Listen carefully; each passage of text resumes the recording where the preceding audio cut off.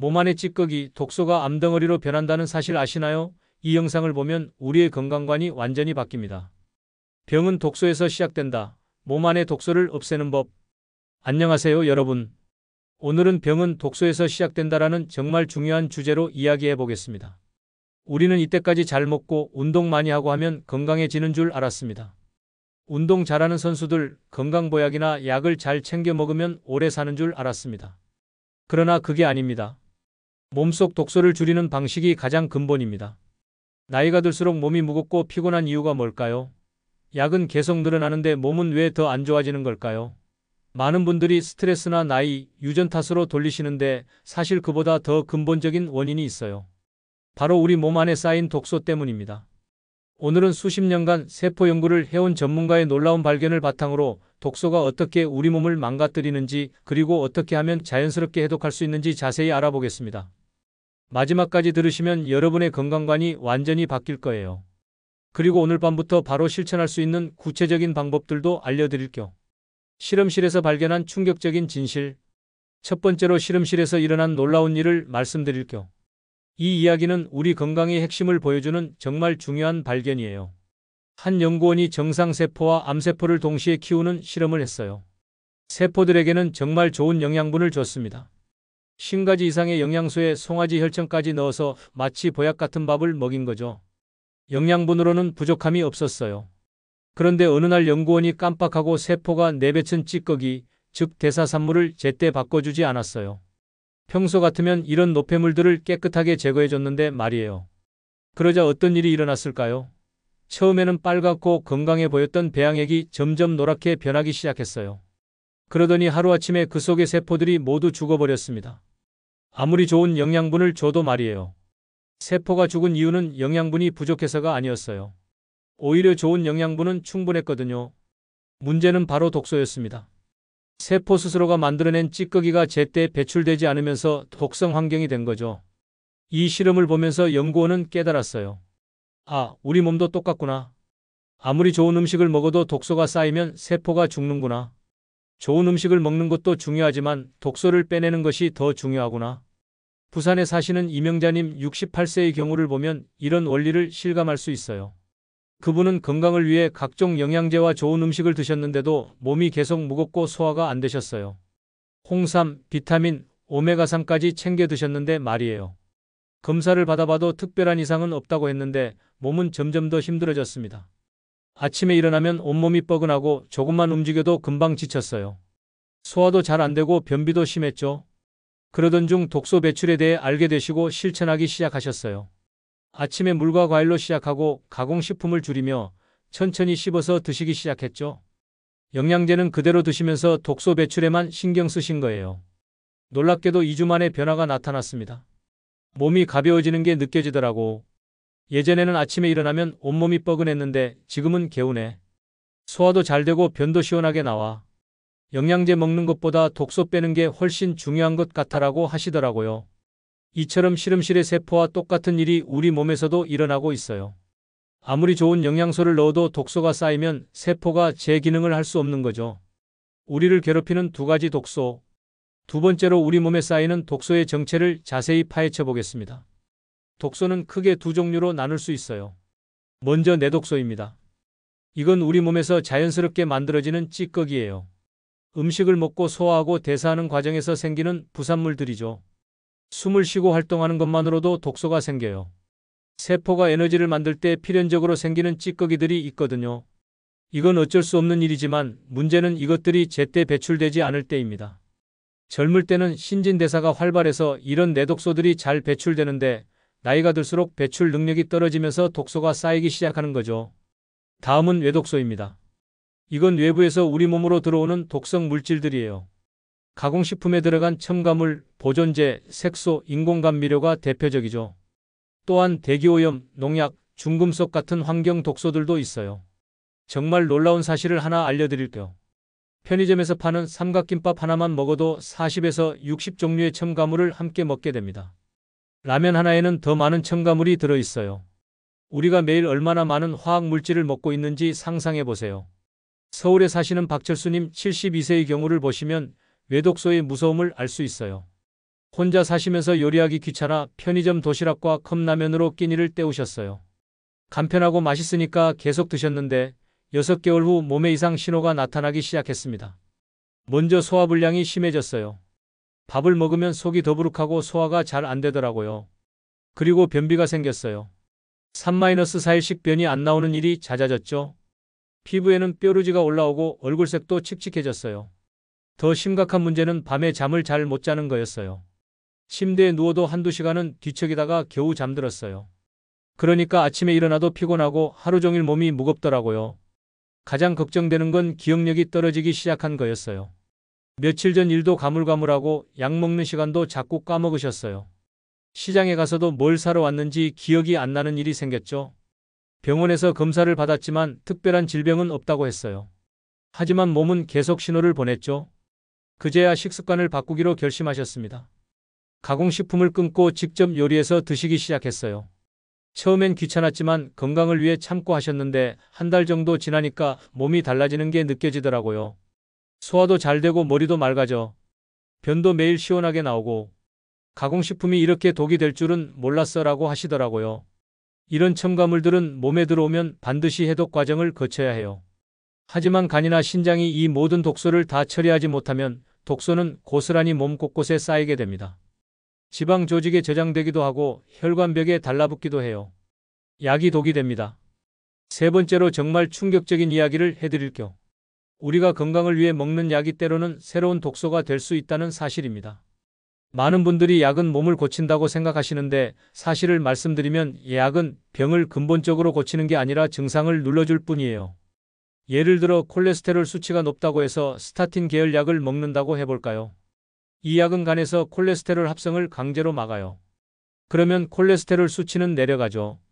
수치상으로는 좋아 보여요. 하지만 콜레스테롤은 우리 몸에 꼭 필요한 성분이에요. 세포막을 만들고 뇌세포를 보호하는 중요한 역할을 하거든요. 그래서 장기간 복용하면 부작용이 따라와요. 근육통이 생기고 기억력이 저하되며 당뇨병 발병률도 높아져요. 한 가지 병을 막으려다 또 다른 병이 생기는 악순환이 시작되는 겁니다. 실제 통계를 보면 정말 놀라워요. 65세 이상 어르신의 40%가 5가지 이상의 약을 동시에 복용하고 10%는 무려 10가지 약을 한꺼번에 드신다고 해요. 이쯤 되면 약이 병을 고치는 게 아니라 약이 새로운 병을 만드는 구조라고 봐야 합니다. 대전에 사시는 김영희님 74세의 사례를 들어보세요. 그분은 고혈압, 당뇨, 고지혈증으로 7가지 약을 드시고 계셨어요. 처음에는 혈압도 내려가고 혈당도 조절되면서 수치가 좋아졌어요. 하지만 시간이 지날수록 다른 문제들이 생기기 시작했습니다. 먼저 위장 장애가 심해졌어요. 약을 먹으면 속이 쓰리고 소화가 안 되더라고요. 그래서 소화제를 추가로 먹게 되었죠. 그 다음엔 근육통이 생겼어요. 특히 다리 근육이 아프고 힘이 없어져서 계단 오르기가 힘들어졌어요. 그래서 진통제도 처방받게 되었고요. 기억력도 점점 떨어져서 치매 검사까지 받으셨어요. 결국 약이 10가지로 늘어났는데 몸은 더 안 좋아지는 상황이 된 거예요. 약을 이렇게 많이 먹는데 왜 몸은 더 힘들어지지? 라고 고민하셨죠? 그러던 중 자연요법에 관심을 가지게 되셨어요. 의사와 상의해서 약을 조금씩 줄여가면서 동시에 식이요법을 시작했습니다. 가공식품을 끊고 자연식 위주로 드시며 규칙적인 운동도 하기 시작했어요. 놀랍게도 6개월 후 약 4가지를 끊을 수 있었고 몸의 컨디션은 오히려 더 좋아졌어요. 혈압과 혈당도 안정적으로 유지되었고 위장 장애와 근육통도 많이 개선되었어요. 약을 줄이니까 오히려 몸이 가벼워지고 소화도 잘 돼. 자연 치유력이 정말 대단한 것 같아. 약에만 의존하지 말고 근본 원인을 해결하는 게 중요하다는 걸 깨달았어라고 하시더라고요. 물론 모든 약이 나쁘다는 건 아니에요. 응급 상황이나 심각한 질병에는 약이 꼭 필요하죠. 하지만 만성질환의 경우 약에만 의존하기보다는 근본 원인인 독소를 해결하는 것이 더 중요할 수 있어요. 염증의 진짜 정체 마이너스 활성산소와 독소. 네 번째로 우리 몸에서 일어나는 염증의 진짜 정체를 자세히 파헤쳐 보겠습니다. 많은 질병의 시작점이 바로 여기에 있거든요. 우리가 숨을 쉴 때마다 산소 중 2%는 활성산소로 변해요. 활성산소는 적당히 있으면 세균을 죽이는 좋은 역할을 하지만 너무 많아지면 정상세포까지 공격합니다. 마치 몸 안에서 불이 나는 것과 같아요. 문제는 현대인의 생활 환경이 활성산소를 과도하게 만든다는 거예요. 대기오염, 과식, 과한 운동, 가공식품, 술과 담배, 스트레스. 이 모든 것이 활성산소를 늘리고 결국 염증을 만들어냅니다. 염증이라는 건 우리 몸의 불꽃이에요. 작게는 위염이나 대장염에서 시작해서 크게는 심혈관 질환, 치매, 암으로까지 이어져요. 즉 만성 염증이야말로 독소가 쌓여서 폭발한 결과라고 볼 수 있습니다. 광주에 사시는 정수연님 66세의 경우를 보면 이런 과정을 명확히 알 수 있어요. 그분은 평생 담배를 피우시고 술도 자주 드셨어요. 직장 생활하실 때는 스트레스도 많으셨고 야근으로 인한 과로도 심했습니다. 60세가 넘으면서부터 몸에 이상 신호가 나타나기 시작했어요. 먼저 위염이 생겨서 속이 쓰리고 소화가 잘 안 되더라고요.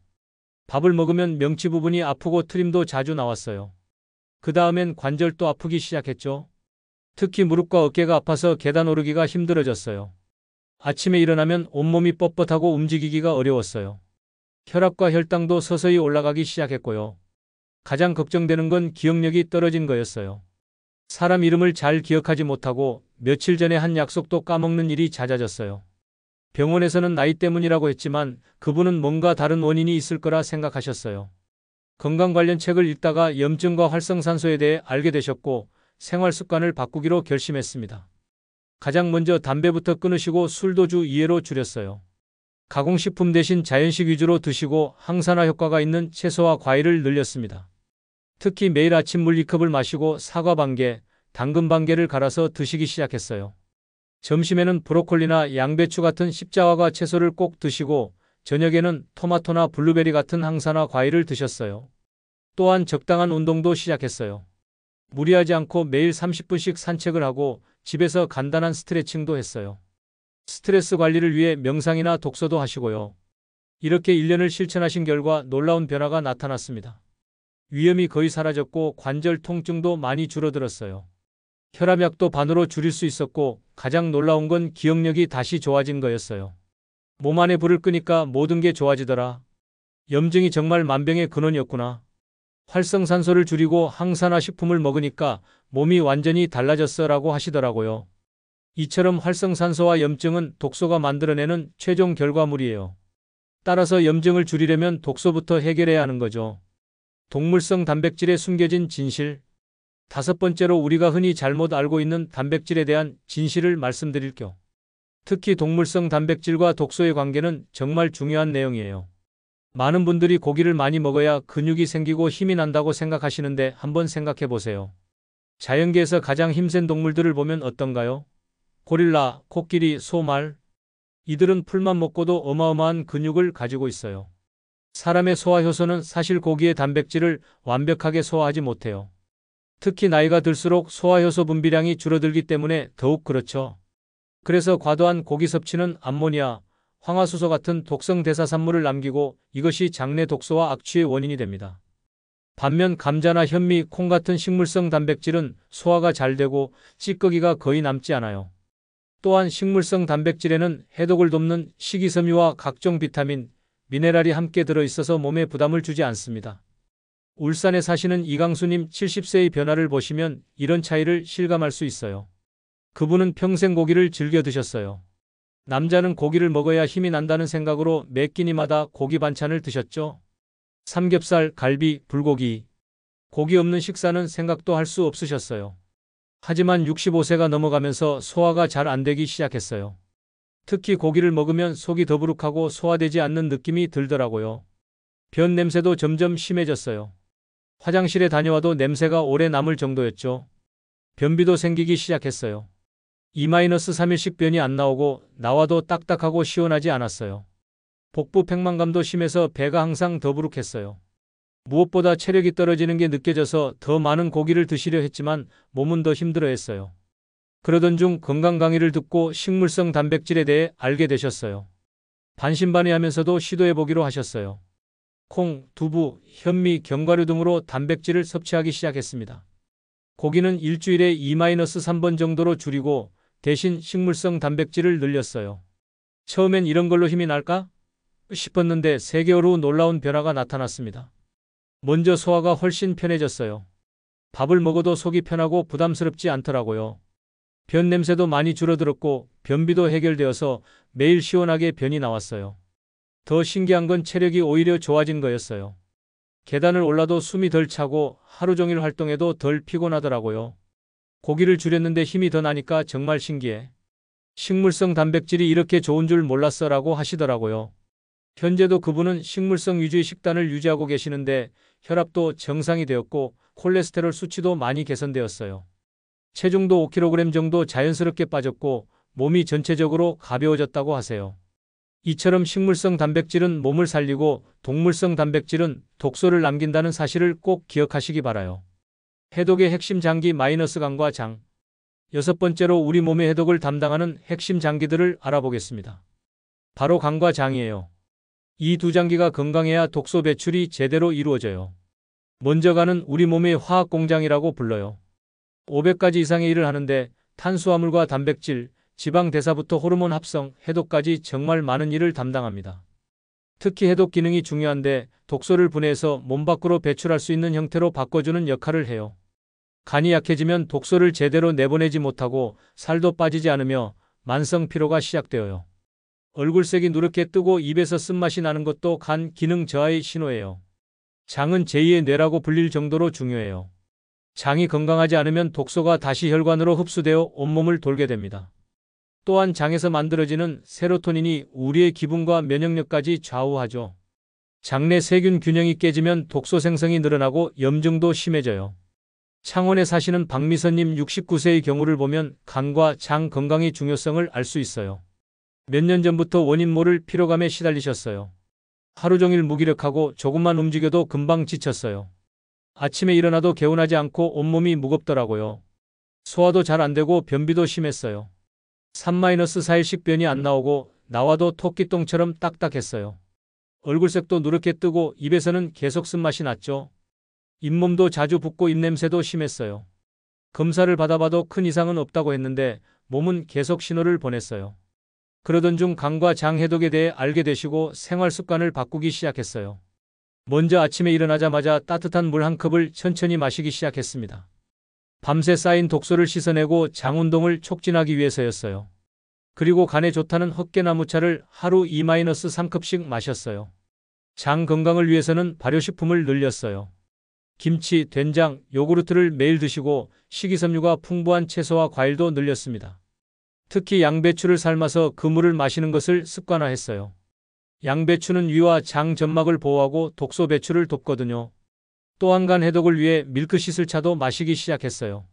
밀크시슬은 간세포 재생을 돕고 간의 해독 능력을 높여주는 효과가 있어요. 마늘과 양파도 매일 드셨는데 이들은 황화합물이 풍부해서 간의 해독 효소를 활성화시켜줘요. 2개월 정도 지나니까 변화가 나타나기 시작했어요. 먼저 변비가 해결되면서 변이 매일 시원하게 나왔어요. 변의 색깔도 건강한 갈색으로 바뀌고 냄새도 많이 줄어들었죠. 그러자 얼굴색도 맑아지고 입안의 쓴맛도 사라졌어요. 가장 놀라운 건 피로감이 많이 줄어든 거였어요. 아침에 일어날 때 개운함이 완전히 달랐어요. 하루 종일 활동해도 예전처럼 쉽게 지치지 않더라고요. 간과 장을 살리니까 온몸이 살아나는 느낌이야. 특히 아침에 일어날 때 개운함이 완전히 달라졌어. 70세가 넘었는데 50대 때보다 몸이 가벼워라고 하시더라고요. 지금도 그분은 간과 장 건강을 위한 습관들을 꾸준히 유지하고 계시며 주변 분들에게도 이 방법을 추천하고 계세요. 아침 과일 500g 해독법과 생활 습관. 7번째로 실제로 실천할 수 있는 해독 방법들을 자세히 알려드리겠습니다. 가장 중요한 것은 우리 몸의 자연스러운 생체 리듬을 이해하는 거예요. 우리 몸에는 자연스러운 생체 리듬이 있어요. 새벽 4시부터 정오까지는 배출의 시간입니다. 이때 몸은 밤새 쌓인 독소를 내보내려고 해요. 정오부터 저녁 8시까지는 섭취의 시간으로 영양분을 받아들이는 때고 밤 8시부터 새벽 4시까지는 동화의 시간으로 재생과 회복이 일어납니다. 따라서 아침은 해독의 골든타임이에요. 이때 물과 과일로 몸을 깨워주는 것이 중요해요. 특히 아침 과일 500g 법칙을 실천해보세요. 사과 1개, 바나나 1개, 오렌지 1개 정도면 500g이 돼요. 과일 속 효소와 식이섬유가 밤새 쌓인 독소를 깨끗이 씻어내줍니다. 또한 과일의 자연당분은 간의 해독 작용을 도와주고 풍부한 비타민과 항산화 성분이 활성산소를 중화시켜줘요. 제주도에 사시는 조성호님 73세가 바로 이 방법으로 놀라운 변화를 경험하셨어요. 평소 아침에 빵과 커피로 식사를 대신하셨는데 소화불량과 변비가 심하셨어요. 얼굴에는 기미와 잡티가 많이 생기고 피부도 거칠어졌죠. 특히 변비가 심해서 3-4일씩 변이 안 나오는 일이 잦았어요. 억지로 변을 보려고 하면 항문이 찢어져서 피가 나기도 했고요. 소화불량도 심해서 조금만 먹어도 속이 더부룩하고 트림이 자주 나왔어요. 그러던 중 아침 과일 해독법에 대해 알게 되시고 실천하기 시작했어요. 매일 아침 일어나자마자 미지근한 물 한 컵을 천천히 마시고 30분 후에 과일 500g을 천천히 드셨어요. 사과, 바나나, 오렌지를 기본으로 하고 계절에 따라 포도나 배, 키위 같은 다른 과일들도 섞어서 드셨습니다. 처음 일주일은 별 변화가 없었는데 2주째부터 달라지기 시작했어요. 먼저 변이 시원하게 나오기 시작했고 소화도 훨씬 편해졌어요. 트림도 줄어들고 속 더부룩함도 사라졌죠. 한 달 후에는 얼굴색이 맑아지고 피부도 부드러워졌습니다. 기미와 잡티도 많이 옅어져서 거울을 볼 때마다 신기했다고 하세요. 3개월 후에는 피부까지 좋아져서 사람들이 나이보다 젊어 보인다고 해주더라고요. 과일로 아침을 시작하니까 온몸이 깨어나는 느낌이야. 특히 배변이 정말 시원해졌어. 그리고 피부까지 좋아져서 10년은 젊어진 것 같아라고 하시더라고요. 과일 해독을 할 때 주의할 점도 있어요. 당뇨가 있으신 분들은 과일량을 조절하거나 의사와 상담 후 하시는 게 좋고 속이 찬 분들은 상온에서 드시는 것을 권해드려요. 그리고 과일은 가능하면 껍질째 드시는 게 좋은데 농약이 걱정되시면 베이킹소다 물에 담갔다가 깨끗이 씻어서 드세요. 또 다른 중요한 해독 루틴으로는 소식과 천천히 씹기가 있어요. 과식은 독소를 만드는 지름길입니다. 많이 먹으면 소화기관에 부담을 주고 미처 소화되지 못한 음식들이 독소로 변하거든요. 한 입에 20번 이상 씹으면 위장의 부담이 훨씬 줄어들어. 침 속에 있는 소화효소가 음식을 미리 분해해주기 때문에 독소 생성도 줄어들고 영양소 흡수도 좋아집니다. 또한 천천히 씹으면 포만감도 빨리 느껴져서 자연스럽게 식사량도 줄어들어요. 수분 섭취도 매우 중요해요. 하루에 물 8잔 이상은 마셔야 해요. 물은 독소를 희석시키고 배출하는 데 꼭 필요하거든요. 특히 아침에 일어나자마자 마시는 물 한 컵은 밤새 쌓인 독소를 씻어내는 데 효과적이에요. 마무리 멘트. 지금까지 독소와 해독에 대한 중요한 이야기들을 자세히 나누어 봤습니다. 실험실의 세포가 좋은 영양분을 받고도 독소 때문에 죽은 것처럼 우리 몸도 아무리 좋은 음식을 먹어도 독소가 쌓이면 건강을 잃게 됩니다. 내독소와 외독소, 약의 부작용, 활성산소와 염증, 동물성 단백질의 문제점, 그리고 간과 장의 중요성까지 모든 것이 독소와 연결되어 있어요. 하지만 절망할 필요는 없어요. 우리 몸은 정말 놀라운 회복력을 가지고 있거든요. 위점막 세포는 5일마다 새로 태어나고 피부는 한 달마다, 혈액은 4개월마다, 뼈도 7년마다 완전히 새롭게 바뀝니다. 즉 지금 이 순간에도 여러분의 몸은 끊임없이 새롭게 태어나고 있어요. 따라서 오늘부터라도 해독의 원리를 실천하시면 몸은 반드시 회복의 길로 들어설 거예요. 아침 과일 500g 해독법부터 시작해서 가공식품은 줄이고 자연식품을 늘려보세요. 충분한 수분 섭취와 천천히 씹어 먹기, 그리고 적절한 운동으로 몸의 순환을 도와주세요. 병은 독소에서 시작되지만 건강도 해독에서 시작됩니다. 약보다 음식이, 치료보다 예방이, 억지보다 자연의 리듬이 더 큰 힘을 가져요. 오늘부터 몸의 신호에 귀 기울이고 독소를 빼고 자연 치유력을 깨우는 여정을 시작해보세요. 여러분의 몸은 여러분이 돌봐주기를 기다리고 있습니다. 독소 없는 건강한 삶으로 가는 길에서 여러분의 놀라운 변화를 응원하겠습니다. 오늘도 건강하세요.